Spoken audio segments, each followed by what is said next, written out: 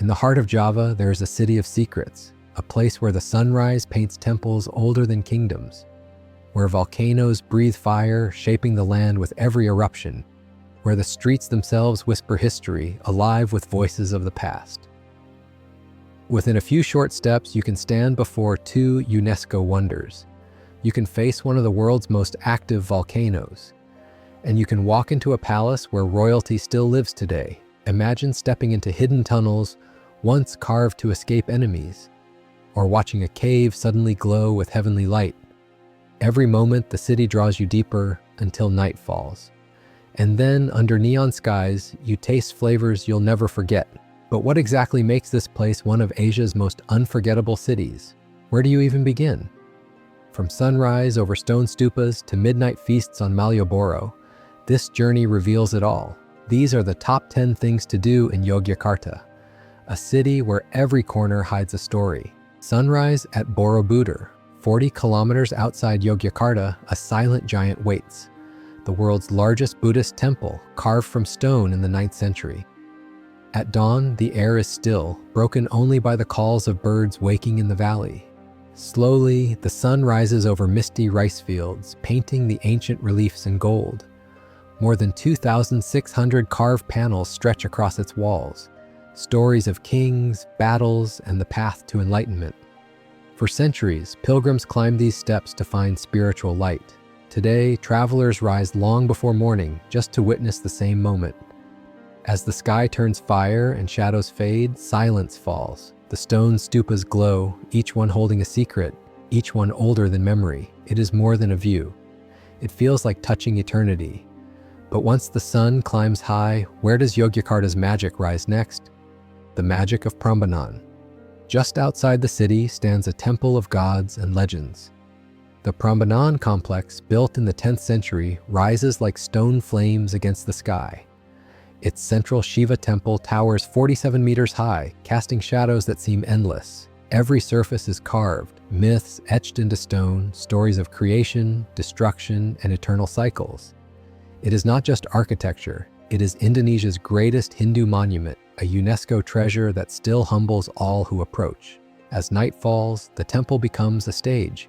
The Ramayana ballet begins, dancers moving with fire in their hands.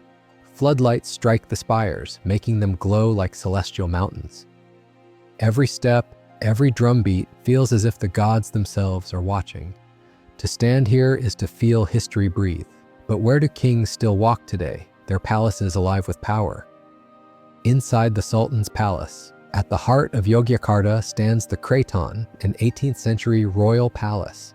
Its gates open into courtyards of marble and wood where time slows and tradition still rules. The air carries the sound of gamelan music, soft yet powerful, echoing through shaded halls.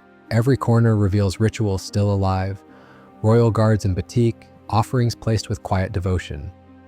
This is not just history, it is a living palace where the Sultan himself still resides. Visitors walk through a world that is both museum and home, past thrones, portraits, and treasures passed down for generations. Here, power and culture blend, reminding all who enter that Yogyakarta is still a kingdom at its core. And yet, just beyond these royal walls, another secret waits, a place built not for ceremony, but for escape and survival. What lies hidden in the shadows outside? Secrets of the water castle. Hidden just beyond the palace lies Taman Sari, the water castle of old. In the 18th century, it was a royal retreat built for rest, beauty, and escape. Its pools shimmer softly, reflecting broken arches and fading walls. But beneath the water lies something deeper. Tunnels twist in silence, leading to chambers meant for secrecy and defense. At the center, an underground mosque spreads in circles of stone, its light falling through a single sacred opening. Though parts were destroyed long ago, what remains is still hauntingly beautiful. Walking here feels less like touring a ruin and more like stepping into a legend whispered through centuries. Every shadow tells a story of power, pleasure, and hidden survival. But beyond these secret chambers, the city offers something else. Not silence, not ceremony. Adventure on Merapi. North of the city rises Mount Merapi, one of the world's most active volcanoes. Its name means mountain of fire, and it has earned it well. Engines roar as open jeeps climb black lava fields, cutting paths through a land scarred by eruptions. The ground is raw, ash, rock, and silence broken only by wind. Villages once stood here, but the 2010 eruption buried them in fire and smoke. Even now, scientists monitor Merapi constantly, knowing its fury could wake at any moment. Visitors ride across this landscape of ash, touching stones that were once rivers of molten fire. It is not just adventure, it is standing on the edge of nature's power, where destruction and beauty live side by side. And yet, if fire rules above, what about the world below? What secrets glow underground, waiting to be revealed? The heavenly light of Jomblang Cave. In the forests of Gunung Kidul, the earth suddenly opens into a vast sinkhole. This is Jomblang Cave, a vertical drop into silence and shadow. Adventurers tie into ropes and descend slowly, lowering themselves into the hidden underworld. At first, there is only darkness, walls damp, air heavy, the ground soft with age. Then, at midday, the miracle begins. A single shaft of sunlight breaks through the ceiling, pouring down like a divine spotlight. It strikes the cavern floor, igniting dust into silver, turning stone into gold. This heavenly beam is famous worldwide, a vision travelers cross oceans to see. For a moment, the cave feels less like Earth and more like heaven itself. But once you rise back into daylight, the question lingers. After darkness, where do you discover elegance shaped by human hands? Ulan Sentalu's hidden elegance. High in the cool hills of Kaliurang rests a museum unlike any other. This is Ulan Sentalu, a sanctuary of Javanese grace and memory.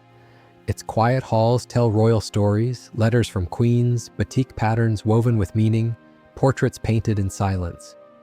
Every room whispers of dynasties past, of power, beauty, and tradition guarded through centuries.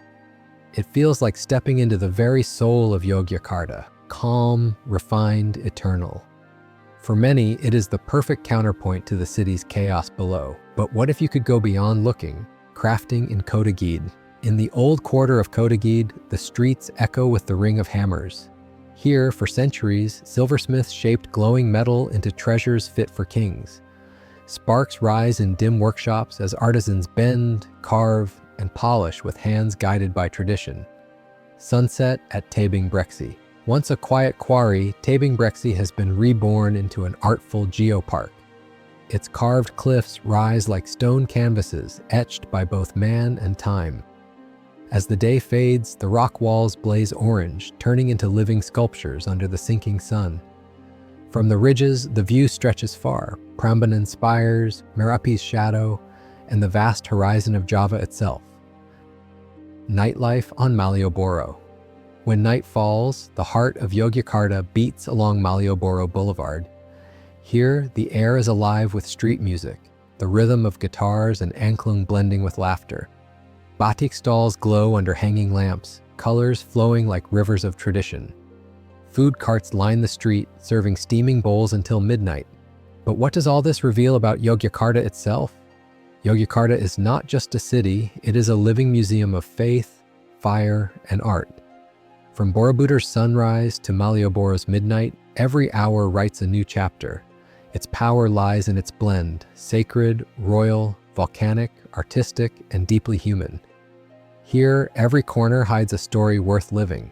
Yogyakarta is not 10 stops, it is 10 gateways into 1,000 years of memory. From temples to tunnels, from silver sparks to street food, the journey is alive with culture. Subscribe for more hidden guides. Which experience would you choose first?